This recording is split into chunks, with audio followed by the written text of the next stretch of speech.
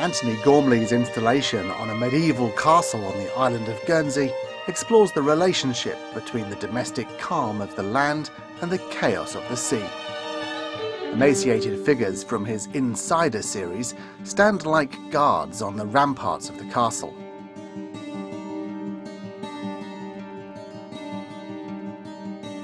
Although famous for his large-scale sculptures in public places, such as his most famous piece, The Angel of the North in Gateshead, Gormley hates the term public art.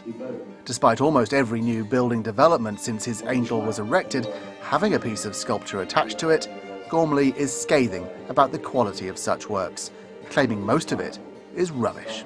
On the one hand, everybody would love the idea that 1% of a building project's budget should be spent on art. But if it means that the people who are commissioning that art have, in a way, an uninformed or unintelligent attitude to what art is, that it has to be decorative or have a feel-good factor or kind of have a high commercial value. You know, the Deutsche Bank collection, you might say, is an intelligent collection of contemporary art. But it is very much held as trophy. And I think, you know, that's, well, I think that's a betrayal of what art can do. I think art, you know, art can be I hope that we're moving from an era of object obsession, in a way, commodity fetishism, to an era of participation. In a way, you could say that this is a kind of pre-literary and pre the idea of the artist as a special individual, a time when, in some senses, through the stories that people collectively told, through the dances they danced, through the patterns that they painted on their bodies, through the architecture that they collectively made, they made a sense of selfhood and a sense of the collective body. And I still think that that's a better model, personally, than the idea of unique works of art that are the result of a unique intelligence and a unique skill that can be sold for unique amounts of money. One of the earliest artistic memories for Gormley is from his regular visits to the British Museum with his father. There he became fascinated with a 6,000-year-old mummy called Ginger, due to its hair. Most of Gormley's life-size statues are modelled on his own body, but not because he sees himself as the perfect specimen, more ordinary or special as the next person. I take myself as an example of the common human condition. And I don't think of my body as a particularly special example. It is just what I've got. But it's also the only bit of the material world that I can work on from the inside. And like with the insiders, I'm attempting to make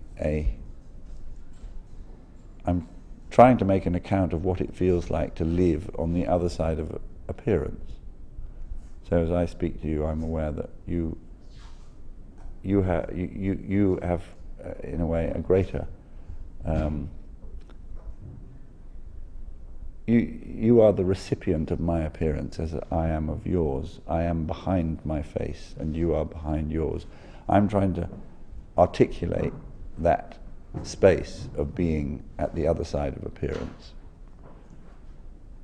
So on one level, it is, because I use my own body, highly particular, but it's a commonly experienced subjective space of being inside a body. So I think it's both, you know, I don't like it when people say these are every man's, because they're not symbolic in that sense. I mean, they do come from a real body at a real time in a real place, and yet they are also, I hope, open enough, because in a way the body doesn't matter, to be anybody, or to call upon the empathy of anybody.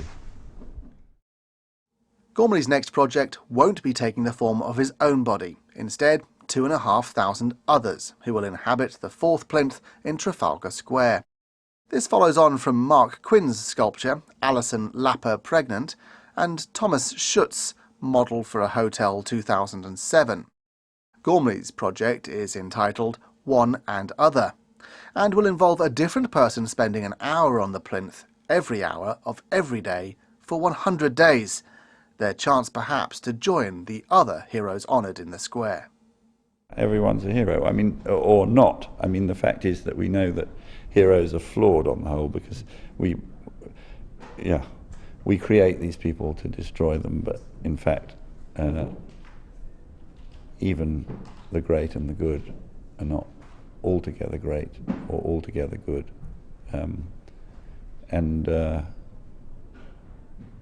I think just the idea of plucking somebody, as it were, from the pavement of common life and putting them on this isolated position of art. I mean, I think that everybody thinks of it in terms of the spectator, of the spectacle from the spectator's point of view, but I'm thinking of it that maybe the maximum value is about what people learn about themselves, to be that alone. An hour is not such a short space of time, for that length of time, in a place that is so exposed and so public, and frankly quite dangerous, and what they learn about themselves through that experience.